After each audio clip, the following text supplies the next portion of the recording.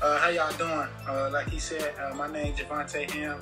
I'm the co-founder and CEO of Melanoid Exchange. And I grew up in a place called Fort Lauderdale, Florida. Not too sure if any of you guys know what that is. I guess when I was younger, man, I was the person who fixed all the computers, man. I got a family full of old folks, you know. So yeah.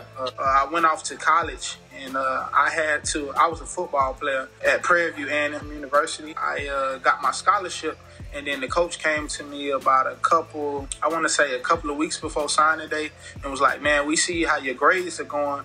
How would you like to, we got somebody else who we want to recruit, but his grades is not as good as yours. So we would like to put you on half football scholarship, half academic scholarship. And he didn't tell me what the half academic was. And then once he told me, he was like, man, you're going to have to be an engineer. And I'm like, what? What you mean I'm going to have to be an engineer? I wanted to be a criminal justice major, man. I'll never forget.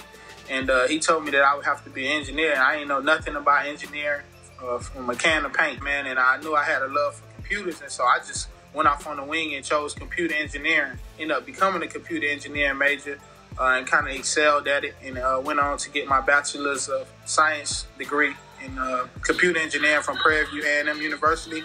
And ended up getting a job as an aerospace engineer at Lockheed Martin Aeronautics, working on the F-35, F-22, kind of doing a lot of the simulator work for them as a software engineer while completing my master's in engineering management. So it's kind of like I got an MBA, but just to manage engineers in an engineering background. Then I later on went to quit my job about, I want to say 4 to 5 months ago, and went all in with Melanoid Exchange. Tell us, what is Melanoid Exchange, and from where did this idea come from? So Melanoid Exchange is an e-commerce / booking platform dedicated to connecting entrepreneurs of color with the world. The central place where people can shop product-based businesses or service-based businesses, exclusively entrepreneurs of color though. We made an initiative to buy black, you know. Everybody was like, man, we're going to buy black, we're going to buy black. And it was one of the hardest things, man. It was real challenging. You know why? Because it's very inconvenient. You know, you might buy something here on Instagram. You might see somebody at a place, another website, and it's like your car getting hit so many different times. Why isn't it a place where, where people can shop, quality products, and something that's organized? I started asking around before I started the business. Right. So I started asking people like, why aren't you on the larger platforms at first? A lot of them were saying they wasn't on those bigger platforms because it was just too expensive. When you talk about the monthly fees, the maintenance fees, the marketing fees, man, they would just be in the red too far, man. A lot of those people, I think about 80-something% of minority-owned businesses are sole proprietors, man. So a lot of them just don't have the time. I said, you know what, man? I'm going to make a platform, where people can buy products from black people, and I'm going to call it Melanoid Exchange, and I'm going to make it the most economically friendly platform to date. I'm based out of Houston, Texas. We got a partnership with HISD. We have a program called the Melanoid Exchange Entrepreneurship Academy, and where we go into high schools and kind of rough areas, man, and just teach those kids about entrepreneurship. I'm a motivational speaker also, man, author. So I'm from the hood, man. That's me. That's my background. I can't shy away from it. So I go in and I kind of talk to these kids, juvenile detention centers, and man, it's always something, man, that when you start talking about entrepreneurship, man, their eyes kind of get big. And the teachers tell me that they like, man, I had this person who came in here from a corporate company, man, and they just was falling asleep. But it's something that always, when you come through and you start talking about entrepreneurship, it's like it gets them pumped, man, and they talking about it for days and how they want to start this business and that business. I think about 40 to 45% of the small businesses are minority-based businesses. I think in about 5 years, they said that the minority business, small business are going to be the majority.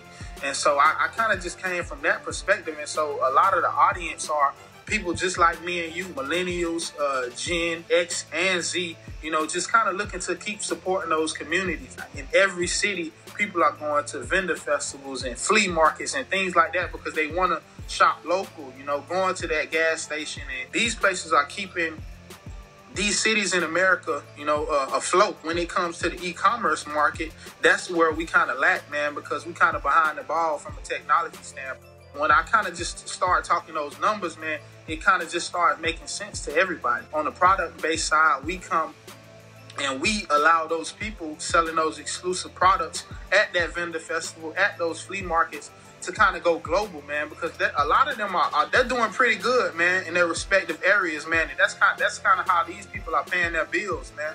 My dad is a minority small business owner, man, selling ribs and things like that, man. And that's his soul. That's how he pays his bill. He sells barbecue sauce and stuff like that, man. People selling shirts and all of this stuff.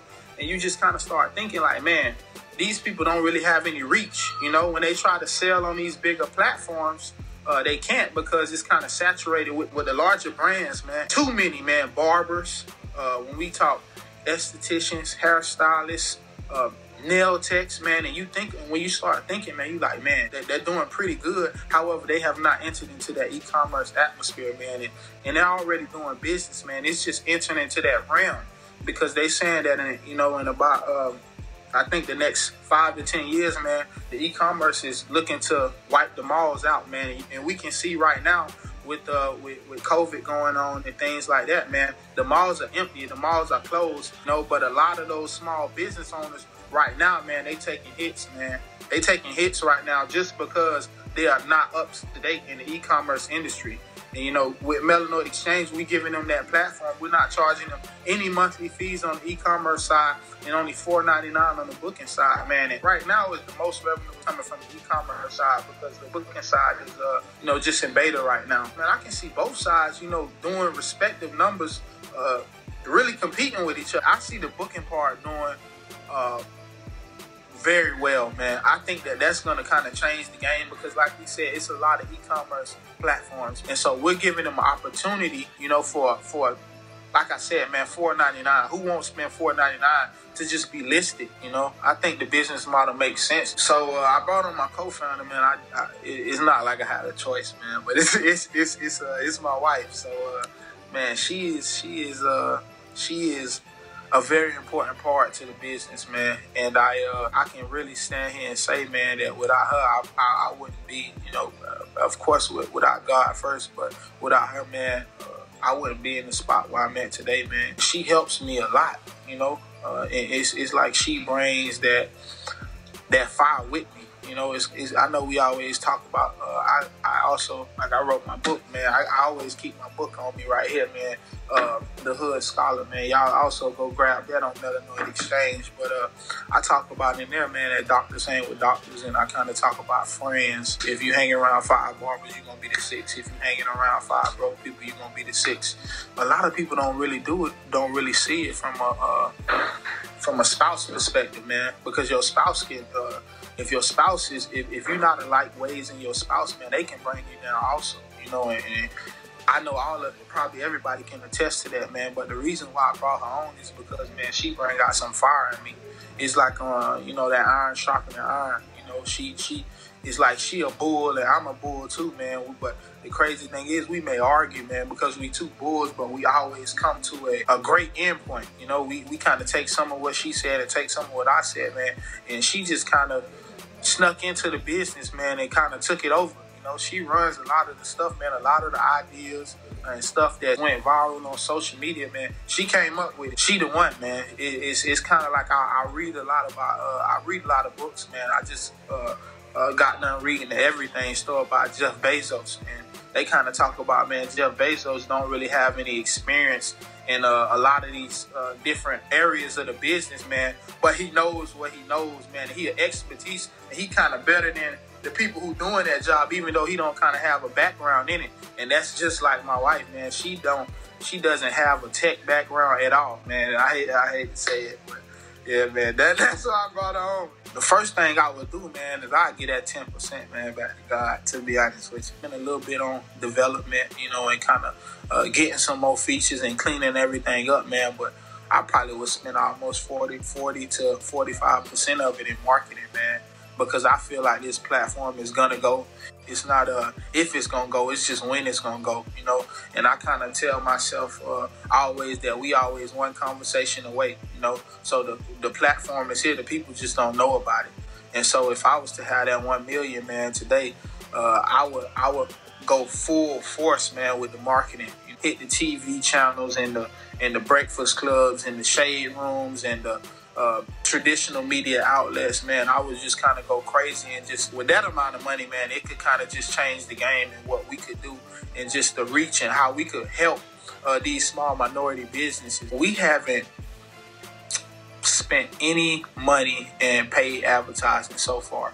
Now, with our money that we're raising right now, we have a full go-to-market strategy. We just been blessed, man. We have went viral about 5 to 6 times, man, all off of organic things that my wife have just thought about in her head, man. We got a tweet that got almost 2 million impressions. We went viral on Instagram, and it's all because of some things that she kind of come up with on the slide, like I was telling you. But I really want to get on the traditional media side also, kind of get some articles in some big outlets, and then we also have some community events. We gonna really get out here and kind of get on the front line with these businesses and showing them what we can do for them. Again, it's a nice design on your shirt. I appreciate it, man. Why don't you just describe sort of which artist most inspires your work? I grew up looking at, rags to riches stories. That's really going to be my story, man. I'm from the projects. I don't have no shame in saying that, that's what it is. That's what molded me, man. Young Jeezy, man, Jay-Z, T.I., man, those people who kind of came in the game in a different way, kind of switched lanes, man, and just prospered in entrepreneurship. Once I got to college, I went to throwing parties, man. I had the best parties that I was throwing, man. That the whole school, the whole I don't know if you have an HBCU background, but you know how the parties get, man. So we was seeing money way back then, and even in college, man, I was selling sneakers. I like to do a lot of charity work, like I told you. I motivational speak to the kids and all of that stuff, but it's always oh man, am I giving it too much time? Am I giving this enough time? And it's challenging. It's a survival mentality, and so it's a survival mentality. It's just something about being from down there, man. It's like we always know how to turn it on and turn it off. So I can come over here and come with this side of the people, and then my people in the hood, man. But then I can walk in the door and throw on my suit, man, and kind of blend in with this side. That's kind of a part of the reason why I prospered in corporate, man, because it's like I have a switch, man, and I can blend in with both sides, man. And I think that me just learning that power of networking, man, and relationships growing up in Fort Lauderdale, never about what you know, but it's always about who you know. And that kind of taught me just small little lessons, man, that I didn't even know that it was teaching me for this startup industry, man. But I had the confidence, man, to walk up to anybody. Back when I was at Afrotech, man, I walked up to Charlemagne, man, and just told him, I walked up to 50 Cent, man, I give you my little 10 to 20 second pitch, And I think that that's something that's really helped me out here in this Houston startup scene, man, because they building something special down here. And they trying to get into the likes of Austin, Silicon Valley and New York. And I'm just happy to be a part of it, man, and I got here, I think I said about 5 to 6 months ago, but the name already ringing bells because of that confidence, Oh, I would most definitely have to say that e-commerce side and really nailing down on it, man. The specific features, that no monthly fees, man, because that separates everything, man.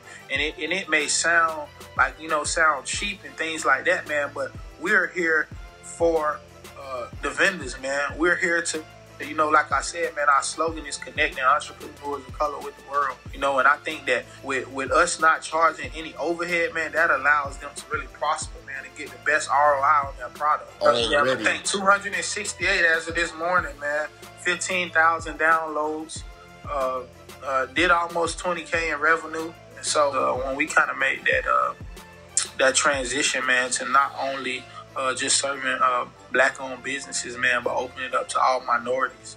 Because when we were selling, saying that we were just going the black business route, we would have to push the products and kind of sell the products. But with us opening up the platform to all minorities, we're able to sell the platform.